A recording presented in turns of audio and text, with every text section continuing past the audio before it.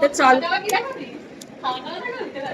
তো চলো তোমাদের দেখাচ্ছি আমি যে কতটা তরকারি দিয়েছে, দাঁড়াও। আর খেয়েও বলবো কিরকম, তাহলে তোমরা বুঝে যাবে। আর এসে খেতেও পারবে, নাও খেতে মানে ইচ্ছা হলে খেতে পারবে। আর বাজে হলে খেও না, কিন্তু এই 15 টাকা বলতে নেই, সত্যি 15 টাকা পিস, কিন্তু কোয়ান্টিটিটা দেখো খুব পাতলা পাতলা।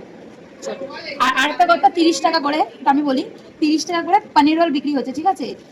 এর পরোটা যেগুলো 20 টাকায় 2 পিস পরোটা দিচ্ছে, তার একটা মানে পাতলা পরোটা 20 টাকা, এর থেকে একটা পাতলা ছোট এইটুকুনি পরোটার মধ্যে পনির দিয়ে রোল করে দিয়েছে, ওইটার দাম 30 টাকা করে। আর এখানে না খাবার খুব প্রবলেম হয়, কারণ তোমার খালি তেলে ভাজা এই পাওয়া যায়, আর কিছু পাওয়া যায় না ওরকম ভাবে।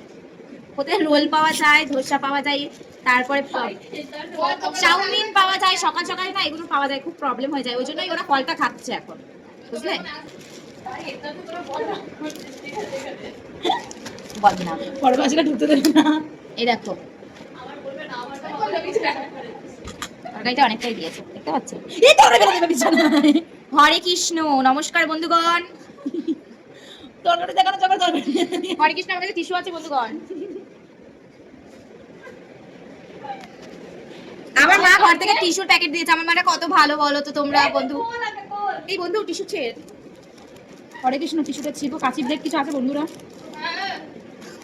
দে ছোড়। ও মা বন্ধু, হরে কৃষ্ণ। দাঁড়া বন্ধু, কাঁচটা বের করে নি।